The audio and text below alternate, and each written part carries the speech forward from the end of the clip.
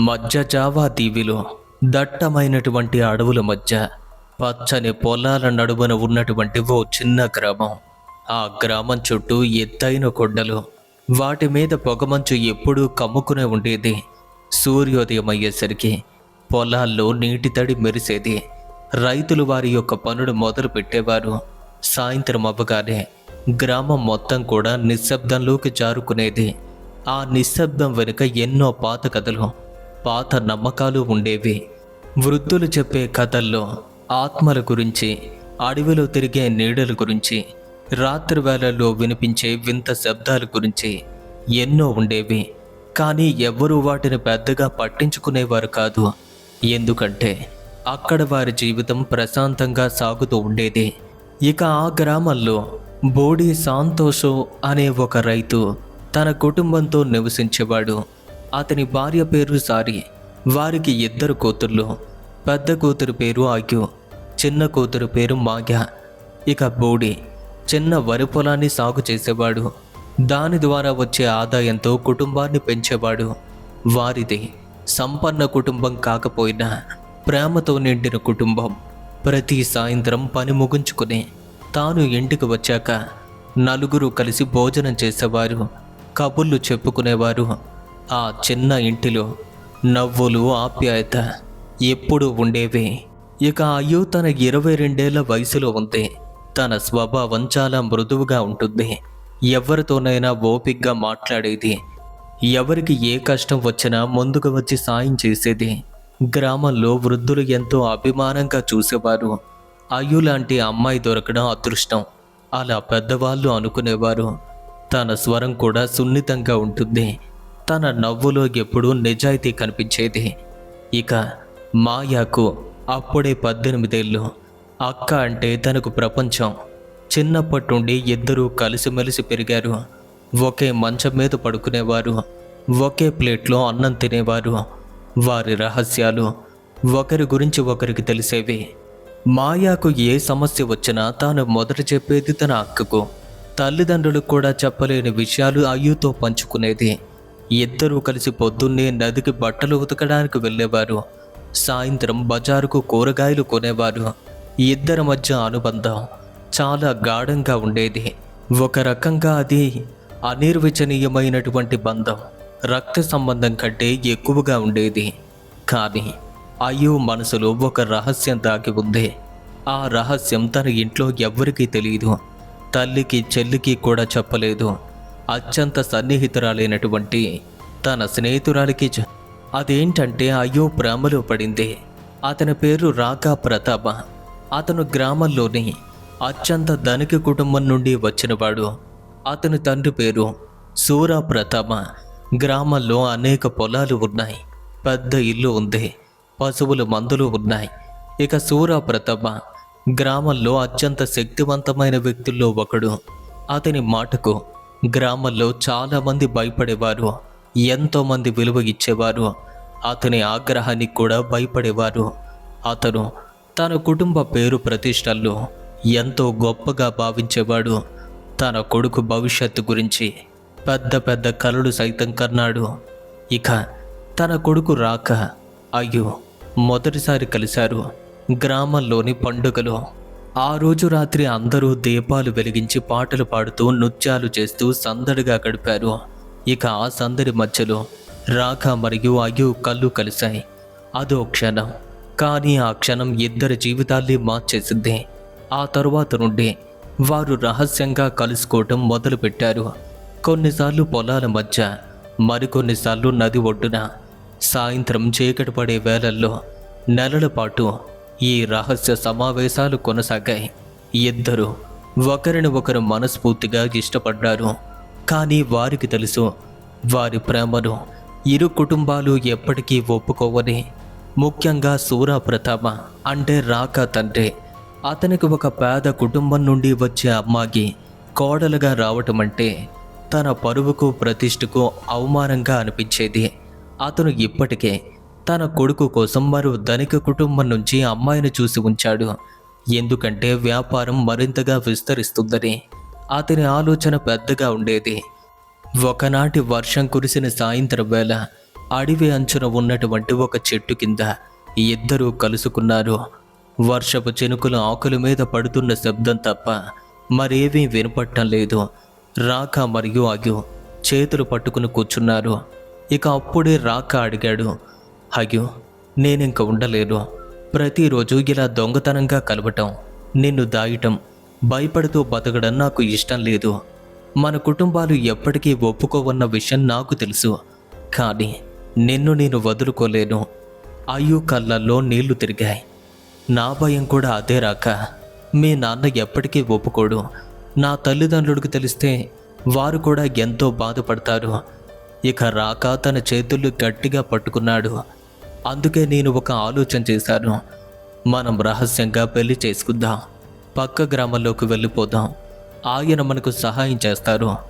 పెళ్ళి అయిపోయాక మనం ఇక్కడి నుండి దూరంగా ఎక్కడికైనా వెళ్ళిపోదాం. కొత్త జీవితాన్ని మొదలు పెడదాం. అయ్యో కొంత భయపడిందే. కానీ రాక మాటల్లో ఉన్నటువంటి నిజాయితీ, అతని ప్రేమ తనని వెంటనే ఒప్పించాయి. సరే రాక, నేను నీతో వస్తాను. కానీ మాయాకు మాత్రం ఒక ఉత్తరాన్ని రాసి వెళ్తాను. ఏమీ చెప్పకుండా వెళ్ళిపోతే తాను తట్టుకోలేదు. ఇద్దరూ కొన్ని రోజుల్లోనే గ్రామాన్ని విడిచి వెళ్ళిపోవాలి అనుకున్నారు. కానీ విధి మాత్రం వేరొకలా రాసి ఉంది. సూరా ప్రతామ ఇంట్లో పనిచేసే ఒక పనివాడు ఈ విషయాన్ని తెలుసుకున్నాడు. వెంటనే అతనికి కూడా విషయం తెలిసిపోయింది. ఇక అతను తన కొడుకును రహస్యంగా గమనిస్తూ రాక తరచూ ఎక్కడికో వెళ్ళటాన్ని చూసి కొంచెం అనుమానపడ్డాడు. ఇక ఆ పనివాణ్ణి పంపి మొత్తాన్ని తెలుసుకున్నాడు. నిజం తెలిసిన మరుక్షణం సూరా కళ్ళల్లో నిప్పులు కురిశాయి. ఆ పేద రైతు కూతురు నా కొడుకును లొంగ తీసుకుంటుందా? నా కుటుంబ ప్రతిష్టను మంటగలిపేలా చేస్తుందా? అతను తనలోనే తాను రగిలిపోతున్నాడు. అతని కోపం రోజు రోజుకి పెరిగింది. అతను ఈ విషయాన్ని ఎలా అయినా సరే అరికట్టాలి అనుకున్నాడు. ఒకనాటి సాయంత్రం అయ్యు ఒంటరిగా గ్రామం చివర ఉన్నటువంటి ఒక పాడుబడ్డ ఇంటి దగ్గరకు వెళ్ళింది. అది రాకాతో కలవటానికి వారు ఎంచుకున్న రహస్యమైన ప్రదేశం. కానీ ఆ రోజు రాక మాత్రం రాలేదు. అతని బదులుగా చీకటి నుండి సూరా ప్రతామ ప్రత్యక్షమయ్యాడు. అతని కళ్ళల్లో కసి, ముఖంలో కోపం కనిపిస్తున్నాయి. నా కొడుకు మర్యాదగా దూరంగా ఉండు అని గట్టిగా గర్జించాడు. అతని స్వరం ఆ నిర్జన ప్రదేశంలో ప్రతిధ్వనించింది. అయ్యో భయంతో వణికిపోయింది. కానీ ధైర్యాన్ని కూడా తీసుకుంది. నేను రాక ఇద్దరం ప్రేమించుకుంటున్నాం. మేమేమీ తప్పు చేయలేదు. దయచేసి మమ్మల్ని అర్థం చేసుకోండి. కానీ అతను వినిపించుకోలేదు. అతని మనసులోని కోపం, అహంకారం మాత్రమే ఉన్నాయి. నీలాంటి పేద కుటుంబ అమ్మాయికి నా కొడుకును లొంగ తీసుకోవటం నాకు ఇష్టం లేదు. ఈ రోజు నుండి నువ్వు అతనికి కనిపించకూడదు. అర్థమైందా? అయ్యో మళ్ళీ బ్రతిమాలిందే. దయచేసి వినండి. మీరు పెద్దవాళ్ళు. మేమిద్దరం కూడా ఒకరిని ఒకరం చాలా ఇష్టపడ్డాం, ప్రేమించుకుంటున్నాం, కలిసి బ్రతకాలనుకుంటున్నాం. ఆ మాటలు సూరా యొక్క కోపాన్ని మరింతగా రెచ్చగొట్టాయి. అతని చేతిలో ఉన్నటువంటి కొరడా అనే మందపాటి తోలు కొరడాతో సాధారణంగా పశువుల్ని అదిలించడానికి వాడేది. కానీ అతను అగ్యు పైన విరుచుకుపడ్డాడు. మొదటి దెబ్బ పడగానే తాను పెద్దగా కేకలు వేసింది. ఆపమని ఎంతగానో బ్రతిమలాడింది, వేడుకుంది. కానీ అతను కోపంలో మృగంలా మారిపోయాడు. ఇక ఆగకుండా కొడుతూనే ఉన్నాడు. చుట్టూ ఉన్నటువంటి చీకటి, నిర్జనత్వం తన కేకలు కూడా మింగేశాయి. ఎవ్వరూ వినలేదు, ఎవ్వరూ రాలేదు. కొద్ది నిమిషాల తరువాత సూరా చెయ్యి అలిసిపోయి ఆగినప్పుడు అయ్యో నేలపైన నిశ్చలంగా పడి ఉంది. అతను తన దగ్గరకు వెళ్ళి చూశాడు. ఊపిరి కూడా ఆగిపోయింది. కళ్ళు తెరిచే ఉన్నాయి, కానీ వాటిలో జీవం లేదు. తనకు అర్థమైంది అమ్మాయి చనిపోయిందని. సూరా చేతులు వణికాయి. తాను చేసిన పని అర్థమయ్యేసరికి అతని గుండె వేగంగా కొట్టుకోసాగింది. భయం అతన్ని ఆవహించింది. చుట్టూ చూశాడు. ఎవ్వరూ లేరు. ఆ రాత్రి చీకటి సైతం తనకు సాయపడింది. అతను ఆమె శరీరాన్ని ఎత్తుకుని గ్రామానికి దూరంగా ఉన్నటువంటి ఒక పాత శ్మశానం దగ్గరకు వెళ్ళాడు. అక్కడే ఒక మూలలో గోతుని తవ్వి తన శరీరాన్ని పాతిపెట్టాడు. ఎవ్వరికీ తెలియకూడదు అని గట్టిగా నిర్ణయించుకున్నాడు. ఇక మరుసటి రోజు నుండి తన యొక్క ప్రభావంతో గ్రామంలో ఓ కథ బాగా వ్యాప్తి చెందింది. అయ్యో అనుకోకుండా ఎవరితోనో వెళ్ళిపోయిందని, ఎవరో తనని తీసుకువెళ్ళిపోయారని, దొంగలు చంపేశారని ఈ అబద్ధాన్ని ఎంతో నేర్పుగా అల్లించాడు. తన కొడుకు ముందు కూడా అమాయకంగా నటించాడు. ఇక బోడి, సారి, అలాగే మాయ, వారి యొక్క ఇంట్లో మనిషి, కన్న కూతురు, అలాగే సొంత అక్క లేదని విన్నప్పుడు వారి ప్రపంచం కూలిపోయినట్టయింది. గ్రామం మొత్తం వెతికారు. పొరుగు గ్రామాలకు వెళ్ళి అడిగారు. ఎవ్వరూ ఏమీ చెయ్యలేకపోయారు. తన ఆచూకీ ఎక్కడా దొరకలేదు. రోజులు గడుస్తున్న కొద్దీ ఆశ నిరాశగా మారింది. కొన్నాళ్ళకు వారు అనుకున్నదేంటంటే వారి కూతురు నిజంగానే చనిపోయిందని, ఎవరో తనని చంపేశారని. ఈ విధంగా మాత్రమే వారు కూడా ఆలోచించారు.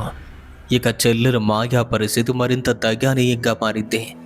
ఆమెకు తన అక్కలేని జీవితం ఊహించడానికి కూడా కష్టంగా అనిపించింది. ప్రతి రాత్రి తన గదిలో ఒంటరిగా కూర్చుని ఏడ్చేది. అక్క వెళ్ళిపోయింది, తనకేమైంది, నాకేమీ చెప్పకుండా ఎందుకు వెళ్ళిపోయింది, అలా తనను తానే ఎన్నోసార్లు ప్రశ్నించుకుంది. కానీ ఎవ్వరి దగ్గర సమాధానం లేదు. రోజులు గడిచాయి, వారాలు గడిచాయి. క్రమంగా గ్రామస్తులు తన గురించి మాట్లాడడం తగ్గించారు. జీవితం మామూలు దారిలోకి వచ్చేసింది. కానీ మాయా మనసులోని ఆ గాయం మాత్రం ఎప్పటికీ మానలేదు. ఆమె తరచూ గ్రామానికి బయట ఉన్నటువంటి బహిరంగ ప్రదేశానికి వెళ్ళేది. ఎందుకో ఆమెకు తెలియకుండానే తన అడుగులు కూడా శ్మశాన దారిన పడేవి.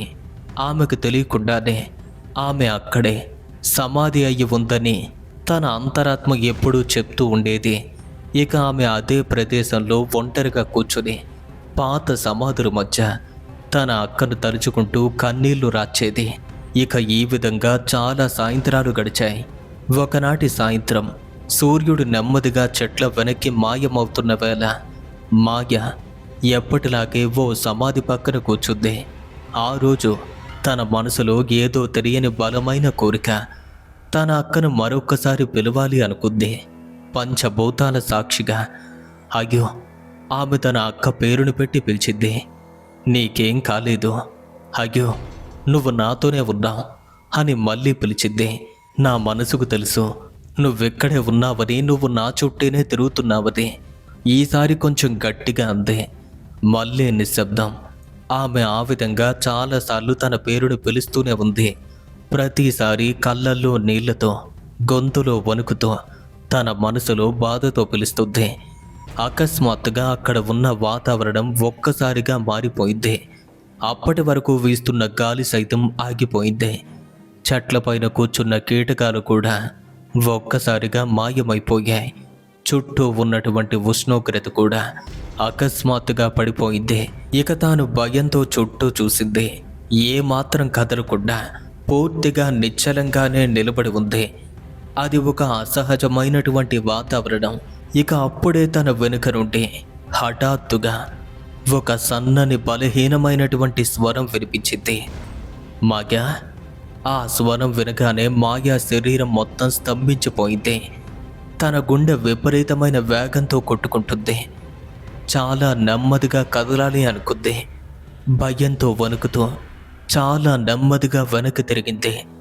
అలా చూసేసరికి దూరంగా ఉన్నటువంటి చెట్ల మధ్య చీకట్లో ఒక స్త్రీ ఆకారం నిల్చుంది. తాను ధరించిన బట్టలు మురికిగా చిరిగిపోయినట్టు ఉన్నాయి. జుట్టు చెదిరిపోగి మొహాన్ని చాలా వరకు కప్పేసింది. తన శరీరం అనిశ్చితంగా ఉంది. శ్వాస తీసుకుంటున్నట్టు కూడా అనిపించలేదు. ఆ దృశ్యాన్ని చూస్తుంటే తనకు ఎందుకో భయంగా అనిపించింది. బెదిరిపోయింది. తన గొంతు పెగలక వణుకుతున్న స్వరంతో ఆయ్యో ఆయ్యో అని అంది. ఆ ఆకారం నెమ్మదిగా తలెత్తింది. అది నిజంగానే తన అక్క ముఖమే. కానీ ఏదో తప్పుగా ఉంది. తన కళ్ళల్లో జీవం లేదు. వాటిలో ఏ భావం కూడా కనపట్టలేదు. ముఖం పూర్తిగా పాలిపోయింది, తెల్లగా మారిపోయింది. పెదవులపైన ఓ రకమైనటువంటి నవ్వు. అది సంతోషమైతే కాదు, ఏదో వేరే ఉద్దేశంతో ఉన్న నవ్వులా అనిపించింది. మాయ కళ్ళల్లో నీళ్లు తన్నుకు వస్తున్నాయి. ఎన్నో వారాలుగా ఎదురు చూస్తున్న క్షణమిదే. తన అక్కను మళ్ళీ చూసింది. భయం, సంతోషం, దుఃఖం అన్నీ కలగలిపినటువంటి ఆమె ఒక్కసారిగా తన గుండె లోతుల్లుండి ఆ బాధ పొంగుకొచ్చేసిద్ది. అయ్యో, ఎక్కడికి వెళ్ళిపోయావు? నిన్ను వెతకని చోటే లేదు, ఏమైంది నీకు అని ఏడుస్తూనే అడిగింది. ఆ స్త్రీ ఆకారం నెమ్మదిగా మాయా వైపుగా నడిచింది. అలాగే దాని స్వరం కూడా మామూలు మనిషిలా లేదు. ఏదో దూరం నుండి ఓ గోతు నుండి మాట్లాడుతున్నట్టుగా ఉంది. చాలా బోలుగా వినిపిస్తుంది. వాళ్ళు నన్ను చంపేశారు మగా, వాళ్ళు నన్ను చంపేశారు. ఆ మాట వినగానే తన నోటి నుండి ఒక్క మాట కూడా రాలేదు. కొన్ని క్షణాల పాటు అలానే ఉండి చివరికి తడబడుతూ అడిగింది, ఎవరు నిన్ను చంపారు? నా మరణానికి కారణం రాకా తండ్రి సూరా ప్రతాప. అతను నేనంటే అస్సలు తనకి నచ్చలేదు, ఎందుకంటే నేను తన కొడుకును ప్రేమించారని. ఆ తరువాత అదే ఆకారం మాయాకు మొత్తాన్ని చెప్పింది. తాను రాకాను ఎలా ప్రేమించిందో, ఇద్దరూ ఎలా ఉండాలనుకున్నారో, సూరా ప్రతాపకు ఆ విషయం ఎలా తెలిసిందో, చివరిగా ఆ భయంకరమైన రాత్రి ఏం జరిగిందో, అతను ఎలా కొట్టాడో, ఎలా చంపాడో, తన శరీరాన్ని ఎక్కడ పాతిపెట్టాడో కూడా చెప్పింది. ఇక మాయా ప్రతి మాట వింటున్న కొల్తే ఆమె లోపల దుఃఖం క్రమక్రమంగా కోపంగా మారింది. ఆమె పిడికిళ్ళు బిగుసుకున్నాయి. కళ్ళల్లో నీళ్ల స్థానంలో ఓ కసి కనిపించింది. ఆ మనిషి నా అక్కను చంపేశాడా? నా కుటుంబాన్ని ఎంతగా బాధ పెట్టాడా అని మనసులో రగిలిపోసాగింది. నేను నీకు సాయం చేస్తానక్క. వాడు చేసిన పనికి తగిన శిక్ష పడాలి, అనుభవించాలి, నేను చూసుకుంటాను అని మాయా గట్టిగా అంది. తన కళ్ళల్లో నిర్భయం స్పష్టంగా ఉంది. ఆ ఆకారం మెల్లగా నవ్వింది. ఇక ఎదురుగా ఉన్నటువంటి తన అక్క రూపం మామూలుగా నవ్వలేదు, పగలబడి నవ్వుతుంది. ఇక దానిలో కూడా ఏదో భావం దాగి ఉంది. మాయా అప్పుడు దాన్ని గమనించే పరిస్థితుల్లో లేదు.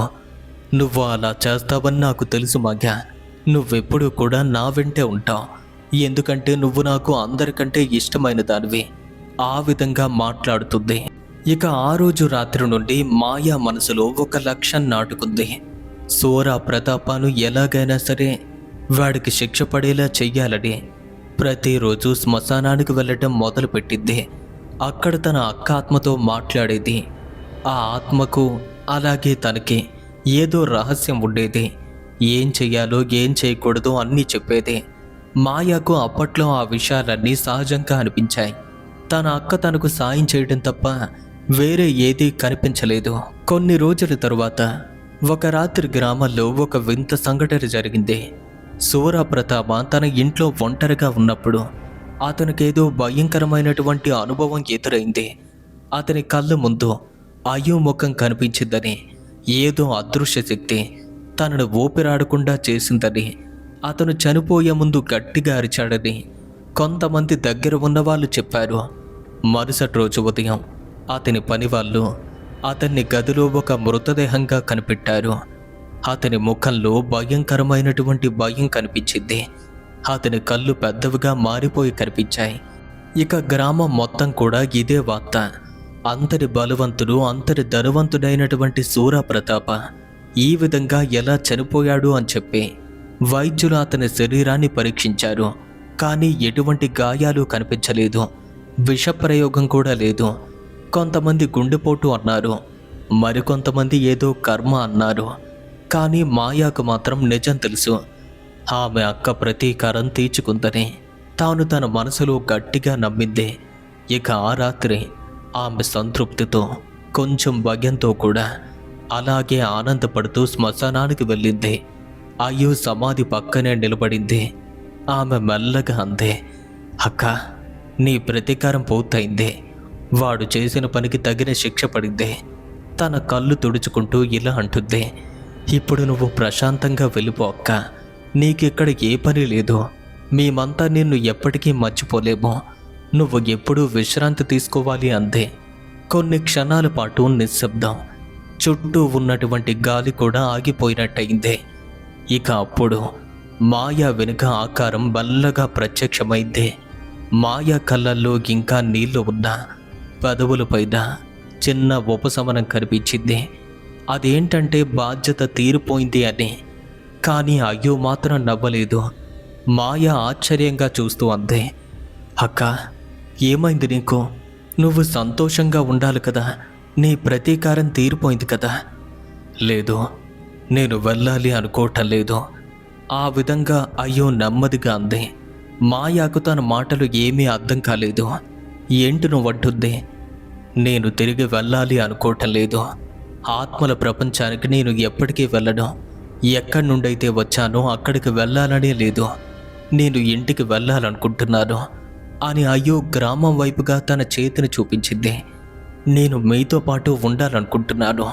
నీతోని, అమ్మతోని, నాన్నతోని మనమంతా కూడా ఓ కుటుంబంగా ఉండాలి. ఇక మాయా మనసులో ఒక వింత భయం మొదలైంది. అది అప్పటి వరకు కూడా అనిపించినటువంటి భయం.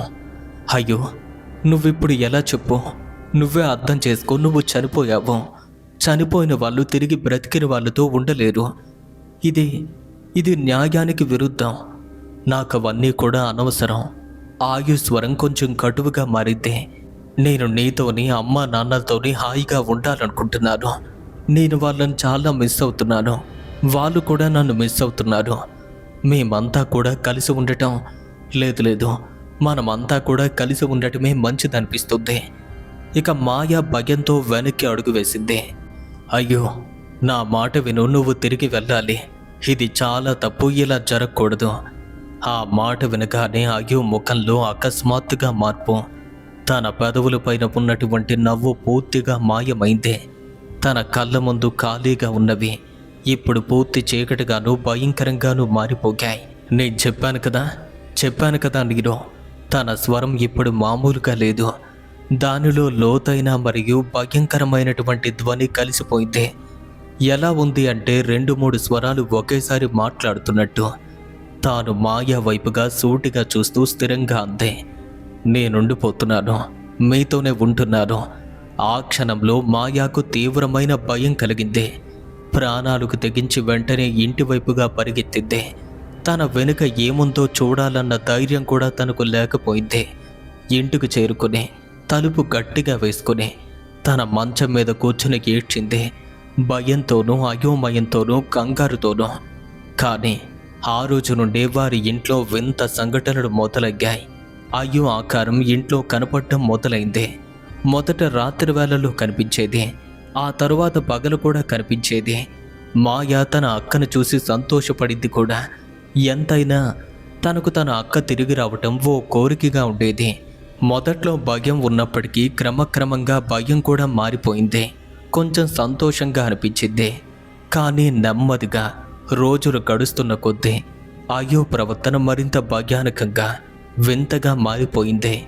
ఆమె మాయాను ఇంటి నుండి బయట అడుగుపెట్టనిచ్చేది కాదు. మాయ ఎప్పుడు బయటికి వెళ్ళాలన్నా సరే తన ముందు ఒక్కసారిగా కనిపించేది, ఆపేసేది. ఎక్కడికి వెళ్తున్నావు అని అడిగేది.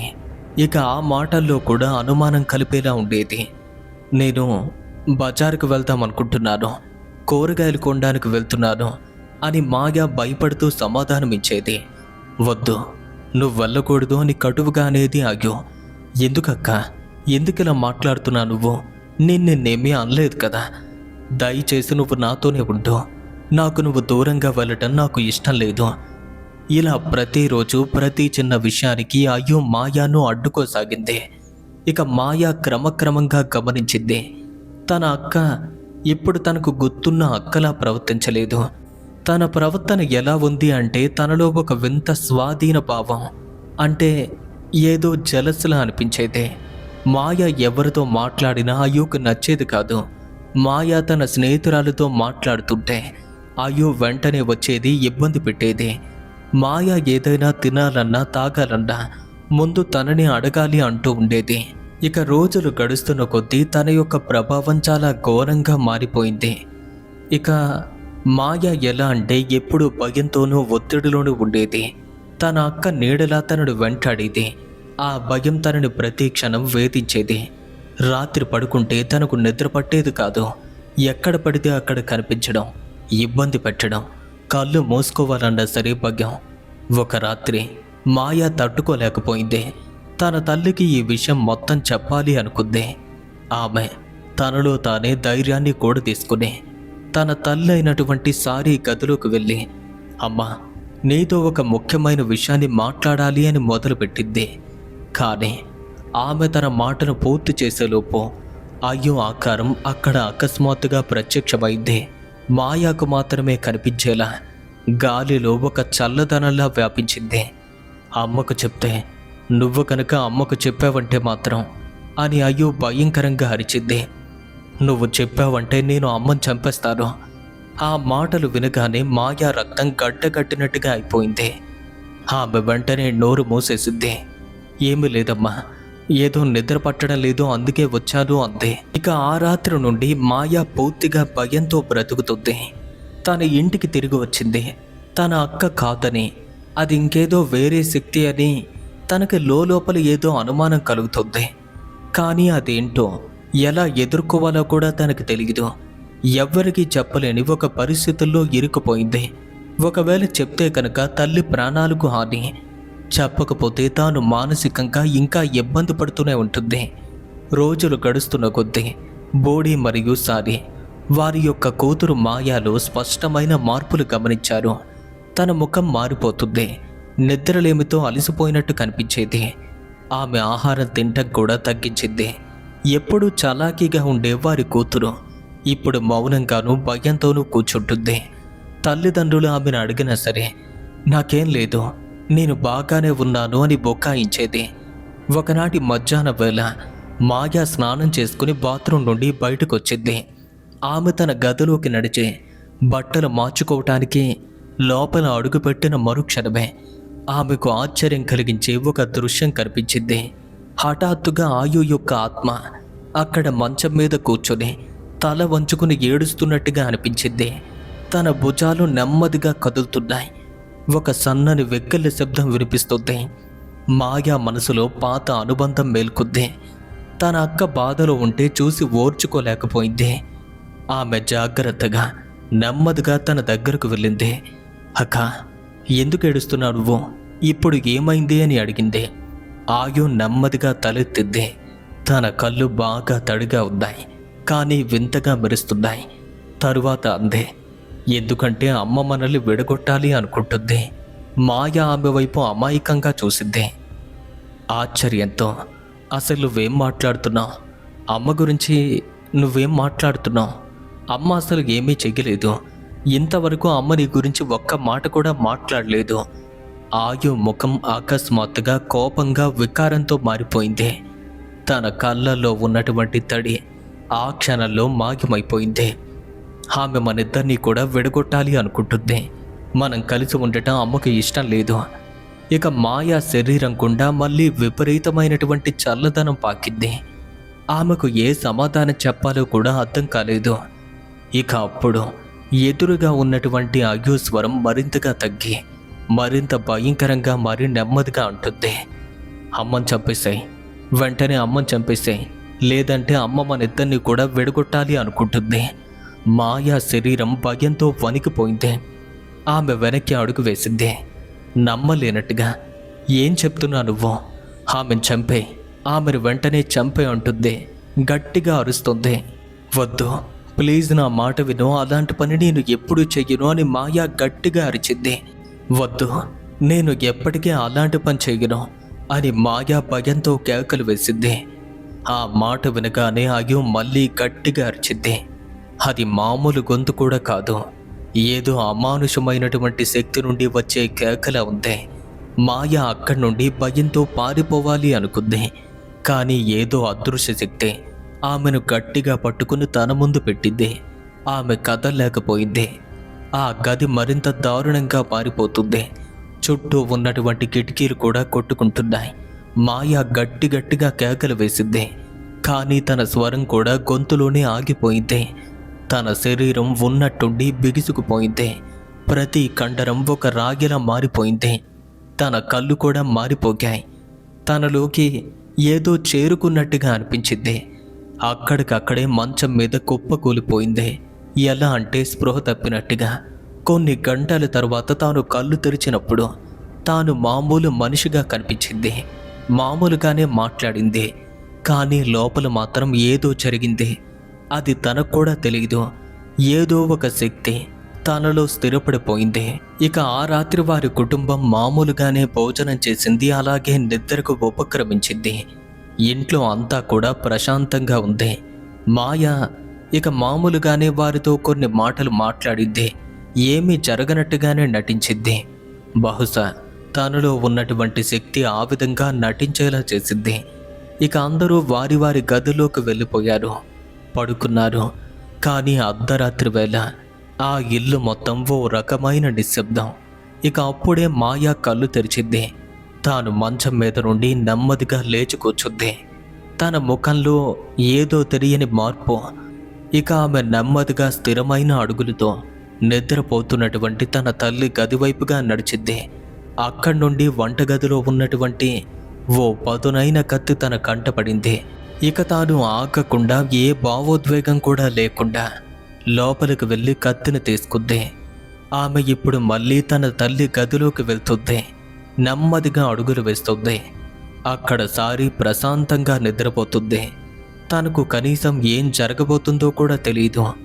మాయ మెల్లగా మంచం దగ్గరికి చేరుకుంది. కత్తిని పైకి లేపింది.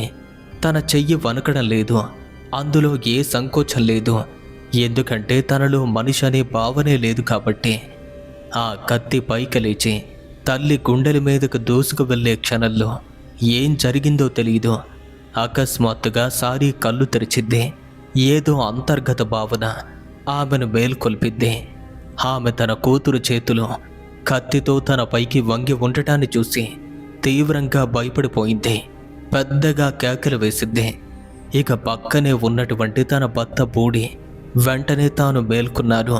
తన కూతురు చేతిలో కత్తి పట్టుకుని తల్లిని చంపబోతుంది అని గమనించి వెంటనే ముందుకు దూకి తన చేతిలోని కత్తిని పట్టుకుని పక్కకు లాగేశాడు. ఏం చేస్తున్నావు? ఏమైంది నీకు? అని భయంతోనూ కోపంతోనూ అరిచాడు. ఇక మాయ తీవ్రంగా బలవంతంగా విడిపించుకోవటానికి ప్రయత్నించింది. ఆమె శక్తి మామూలు మనిషి కంటే ఎక్కువగా అనిపించింది. నన్ను వదిలేయని అరిచింది. బోడి మరియు సారి ఇద్దరూ దిగ్భ్రాంతిలో ఉన్నారు. మాయ స్వరం అసలు తనలానే లేదు. అది ఎలా ఉంది అంటే ఇద్దరు మనుషులు మాట్లాడుతున్నట్టుగా ఉంది. నువ్వు నన్ను నా అక్క నుండి విడగొట్టాలి అని చూస్తున్నావు. నాకు నా అక్క అంటే చాలా ఇష్టం. ఇక మాయా సారీ వైపు తీక్షణంగా చూసి అరవటం మొదలుపెట్టింది. ఇక బోడి ఆమెను గట్టిగా పట్టుకుని భయంతో అరిచాడు. ఏ అక్క? ఎవరి గురించి మాట్లాడుతున్నావు? మాయా వెంటనే అతని వైపుగా తిరిగింది. భయంకరమైనటువంటి కళ్ళతో చూస్తూ, అయ్యో తనే నా అక్క. ఆ పేరు వినగానే ఇద్దరూ స్తంభించిపోయారు. అయ్యో చనిపోయింది. తాను ఎప్పుడో చనిపోయింది. ఎన్నో నెలలు కూడా గడిచాయి. ఇప్పుడు వారి చిన్న కూతురు నోటి నుండి ఆ పేరు వినటం వారిని మరింతగా భయపెట్టింది. సారీ కళ్ళల్లో నీళ్లు దారుగా కారుతున్నాయి. మాగా, అయ్యో లేదు, నీ అక్క ఎప్పుడో చనిపోయింది. అసలు నీకేమైంది? నువ్వు ఎందుకిలా మాట్లాడుతున్నావు? మాగా పెద్దగా కేకలు వేసింది. అక్క ఇక్కడే ఉంది. తాను ప్రతిరోజు నాతో మాట్లాడుతుంది. మీరిద్దరూ కూడా మాకు ఇబ్బంది పెడుతున్నారు, అడ్డుగా ఉన్నారు. తన శరీరం గజగజ వణికిపోయింది. ఆ తరువాత ఒక్కసారిగా నేలపైన కూలిపోయింది. పూర్తిగా స్పృహ కోల్పోయింది. ఇక బోడి మరియు సారి భయంతోనూ దుఃఖంతోనూ వారి కూతుర్ని చూశారు. ఏం జరుగుతుందో కూడా వారికి అర్థం కాలేదు. కానీ ఏదో భయంకరమైన శక్తి వారి కూతుర్ని ఆవహించిందని మాత్రం వారికి స్పష్టంగా అనిపించింది. ఆ రాత్రి వాళ్ళిద్దరూ నిద్రపోలేదు. మాయా పక్కనే కూర్చుని భయంతో గడిపారు.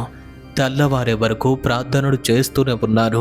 మరుసటి రోజు ఉదయాన్నే, అంటే తెల్లవారుజామునే, వారిద్దరూ కూడా వారి కూతుర్ని తీసుకుని బయలుదేరారు. వారికి పక్క గ్రామంలో ఎవరో చెప్పారు, గ్రామానికి కొన్ని మైళ్ళ దూరంలో అడవి అంచున ఒక మాంకు ఉంటారని, అతనికి ఎన్నో శక్తులు ఉన్నాయని, ఇటువంటి వాటిని తాను ఎన్నో నయం చేశారని కూడా చెప్పారు. తన పేరు పాక్వీరా. వాళ్ళు 3 గంటల పాటు అక్కడ ప్రయాణించి చివరికి అడవి మధ్యలో ఉన్నటువంటి ఆ ప్రాంతానికి చేరుకున్నారు. ఇక పాక్వీరా వయసు దాదాపుగా 50 నుండి 60 ఏళ్ళు. అతని కళ్ళల్లో ఓ రకమైనటువంటి తేజస్సు. వారిని చూడగానే వారితో మాట్లాడకముందే చెప్పాడు, మీ ఇంట్లో మీ అమ్మాయి ఒంట్లో చీకటి శక్తి ఉంది అని. బోడి మరియు సారి ఆశ్చర్యపోయారు. వాళ్ళు జరిగిన సంఘటనలన్నీ కూడా వివరంగా చెప్పారు. అయ్యో తప్పిపోవటం, మాయా శ్మశానానికి వెళ్ళటం, ఆమెలో వచ్చిన మార్పులు, తల్లిని ఇలా చెయ్యబోయింది అని. ఇక పాక్వీర అంతా కూడా శ్రద్ధగా విన్నాడు. మధ్యలో ఏ ఒక్క మాట మాట్లాడలేదు. వారు చెప్పడం ముగించాక అతను మాయా వైపు తీక్షణంగా చూస్తే మాయా అప్పుడు అలసిపోగి భయంతో తల్లి ఒడిలో వాలిపోయి ఉంది. పాక్వీర కళ్ళు మూసుకొని ఏదో మంత్రం లాంటిది గొనిగాడు. అదేంటో కూడా తెలియదు. తరువాత కళ్ళు తెరిచి లోతైన స్వరంతో అన్నాడు, మీరు నమ్ముతున్న ఆత్మ మీ కూతురు కాదు. నిజంగా ఆమెను శాసిస్తున్నది వేరే శక్తి. బోడీకి అర్థం కాలేదు. అతను గందరగోళంతో అడిగాడు, అంటే మీరేం చెప్తున్నారు? మేం చూసింది మా అమ్మాయిలో ఉన్నది మా అమ్మాయి తలకు రూపమే కదా. అంటే చనిపోయిన పెద్ద కూతురు అయ్యోనే కదా.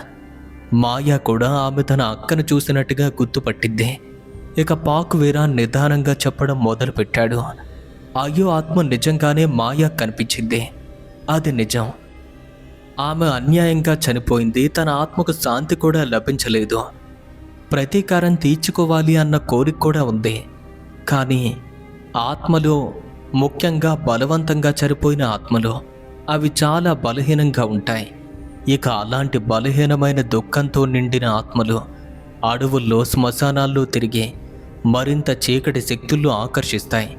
అతను ఇలా చెప్తున్నాడు, మీ కూతురు మాయ శ్మశానానికి పదే పదే వెళ్ళి తన దుఃఖంతో, బలమైన కోరికతో ఆ స్థలంలో ఒక ద్వారాన్ని తెరిచింది. మొదట్లో వచ్చింది అయ్యో ఆత్మ నిజమే. కానీ తాను దుఃఖాన్ని, కోపాన్ని ఆసరాగా చేసుకుని మరింత శక్తివంతమైన, చాలా చీకటి బుద్ధులు కలిగిన ఒక దెయ్యం కూడా వచ్చింది. అది మాయ యొక్క దుఃఖాన్ని ఆసరాగా చేసుకుంది, పూర్తిగా వాడుకుంది. అదెలా సాధ్యం అని తల్లిసారి భయంతో అడిగింది. ఆ దెయ్యం అయ్యో యొక్క రూపాన్ని, స్వరాన్ని, ఆమె జ్ఞాపకాల్ని వాడుకుంది. అయ్యో నిజానికి తన చెల్లితో మాట్లాడాలి అనుకునేలోపు మాయా నమ్మకాన్ని అది సంపాదించింది. మొదట్లో అయ్యోలాగే ప్రవర్తించింది, ప్రేమగా, బాధతో. కానీ నెమ్మదిగా తన నమ్మకాన్ని సంపాదించాక దాని యొక్క స్వభావాన్ని బయటపెట్టడం మొదలుపెట్టింది. అది మాయాను కుటుంబం నుండి వేరు చేయటం మొదలుపెట్టింది. తనను నెమ్మదిగా నియంత్రిస్తుంది. పాక్వీర మాయా వైపు జాలిగా చూస్తూ అన్నాడు, దాని యొక్క లక్ష్యం అసలు ప్రతీకారం కాదు. ప్రతీకారం అనేది కేవలం మాయా నమ్మకాన్ని సంపాదించడానికి, తనను పూర్తిగా తన ఆధీనంలోకి తీసుకోవటానికి, ఆమె శరీరాన్ని, ఆమె ఆత్మను స్వాధీనం చేసుకోవటం దాని లక్ష్యం. ఇక వీటన్నింటినీ వినియోగించి మరింత చెడు పనులు చేయించాలని చూస్తుంది. చివరికి మీ కుటుంబాన్నే నాశనం చెయ్యాలనుకుంటుంది. బోడీ మరియు సారీ భయంతో వణికిపోయారు. మేమేం చెయ్యాలి? దయచేసి మా కూతుర్ని కాపాడండి అని వేడుకుంటున్నారు. పాక్వీర తలూపి, నేను ప్రయత్నిస్తాను. కానీ ఇది మామూలు పనైతే కాదు. ఆ దెయ్యం చాలా బలంగా, చాలా కాలంగా మాయా శరీరంలో ఉంది. మనం ఇంటికి వెళ్ళి ఓ కర్మ చేయాలి. ఇక ఆ రోజు సాయంత్రమే పాక్వీర తన శిష్యులతో కలిసి బోడీ ఇంటికి వచ్చాడు. అతను తనతో పాటు పవిత్ర జలాన్ని, తనకు తెలిసినటువంటి కొన్ని వస్తువుల్ని, ఇంకా అవసరమైన వాటన్నింటినీ తీసుకొచ్చాడు. మొదట ఇంటి చుట్టూ కూడా పవిత్ర జలాన్ని వేసి, ఆ ఇంటిలో ధూపం లాంటిది వేసి, ఆ తరువాత మాయాను ఇంటి మధ్యలో చాప మీద కూర్చోబెట్టి తన ముందు కొన్ని రకాల మంత్రాలు పఠించాడు. మొదట్లో ఏమీ కాలేదు. మాయా ప్రశాంతంగానే ఉంది. కానీ హఠాత్తుగా తాను లేచి కూర్చుంది, కళ్ళు మూసుకుంది. కొన్ని నిమిషాల తరువాత తన శరీరం వణికింది, తన ముఖం వికారంగా మారింది, తన శ్వాస కూడా మారిపోయింది. ఇక పాక్వీర ఏదో పఠిస్తున్నారు, ఆపలేదు. మరింత వేగంతో పఠిస్తున్నాడు. అకస్మాత్తుగా మాయా కళ్ళు మారిపోగాయి. అవి కూడా నలుపు రంగులోకి. తన నోటి నుండి ఓ భయంకరమైన స్వరం, తను నాకు చెందింది, నువ్వు ఆమె నా నుండి విడిపించలేవు. గదిలో ఉన్నటువంటి అందరూ కూడా భయంతో వణికిపోయారు. ఇక బోడీ, సారీ, అలాగే వారి కుటుంబ సభ్యుల్లో మరికొంతమంది కూడా వచ్చి ఒకరిని ఒకరు గట్టిగా పట్టుకుని భయంతో ప్రార్థిస్తున్నారు. ఇక పాక్వీర మాత్రం చలించలేదు. అతను తన యొక్క రహస్య మంత్రోచ్చారణ కొనసాగించాడు. చేతిలో ఉన్నటువంటి పవిత్ర జలాన్ని తీసి దాని మీదకు చల్లాడు. ఆ నీళ్లు తగలగానే తన శరీరం వణికిపోయింది. గట్టిగా అరుస్తుంది. గదిలో పెట్టి ఉన్నటువంటి కొవ్వొత్తులన్నీ మెనుకుమంటున్నాయి. వెళ్ళిపో, ఈ అమాయకురాలి యొక్క శరీరాన్ని విడిచిపెట్టు అని పాక్వీర గట్టిగా ఆజ్ఞాపించాడు. తన చేతిలో ఉన్నటువంటి పవిత్ర వస్తువును మాయా నుదిటిపైన పెట్టాడు. మాయా శరీరం ఒక్కసారిగా గాల్లోకి లేచినట్టుగా వంగింది. తన వీపు ఒక ధనుస్సులా మారిపోయింది. పూర్తిగా వంగిపోతుంది. అది మామూలు మనిషి యొక్క శరీరానికి సాధ్యం కాని భంగిమ. తన నోటి నుండి కేకలు, శాపనార్థాలు. ఇలా ఇల్లంతా ఒక తీవ్రమైన భయంకరమైనటువంటి కంపనతో అదిరిపోయింది. పాక్వేరా తన యొక్క మంత్రోచ్చారణ ఏమాత్రం ఆపలేదు. తన స్వరాన్ని మరింత బలంగాను దృఢంగాను చేశాడు.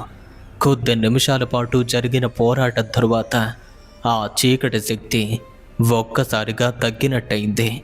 అంటే దాని యొక్క శక్తి క్రమక్రమంగా క్షీణించింది. ఇక ఆఖరిగా భయంకరమైనటువంటి చెవులు చిల్లులు పడేంత కేకతో మాయా శరీరం వదులుగా మారిపోగి నేలపైన పడిపోయింది. గదిలో ఉన్నటువంటి వాతావరణం కూడా మారింది. ఆరిపోయిన దీపాలు మళ్ళీ వెలిగాయి. ఒక భారీ నిశ్శబ్దం గదిని ఆవహించింది. ఇక కొన్ని క్షణాల తరువాత మాయా కళ్ళు తెరుచుకున్నాయి. తాను మామూలుగానే ఉంది. ఇక వాటిలో ఆ నలుపు రంగు లేదు. భయంతోనూ బలహీనంగానూ గందరగోళంగా చూసింది. తరువాత ఏడ్చేసింది. అమ్మా! ఆమె బలహీనమైన స్వరంతో తల్లిని కౌగలించుకుంది. ఇక వారంతా కూడా ఒకరిని ఒకరు పట్టుకుని ఏడ్చేశారు. ఇక తల్లి సారి కన్నీళ్లతో, మగా, నా బంగారు తల్లి. ఇక వెంటనే బూడీ కూడా వచ్చి వాళ్ళిద్దరినీ కౌగలించుకున్నాడు. అతని కళ్ళల్లో కూడా నీళ్లు తిరిగాయి. ఆ భగవంతుడు నిన్ను మాకు ఇచ్చేశాడబ్బా అని అంతా ఒకరిని ఒకరు పట్టుకుని ఏడవసాగారు. భయం, ఉపశమనం, దుఃఖం అన్నీ కలగలిసినటువంటి కన్నీళ్ళు. మాయా నెమ్మదిగా తల తిప్పి గది మూలన చూసింది. ఒక్క క్షణం పాటు తన అక్క అయ్యో అక్కడే నిలబడి ఉన్నట్టు కనిపించింది. కానీ ఈసారి తన రూపం భిన్నంగా ఉంది. ప్రశాంతంగా ఉన్నట్టు కనిపించింది. నిజమైనటువంటి తన అక్కలాగా. ఆమె మెల్లగా నవ్వింది. నిజమైనటువంటి నవ్వు.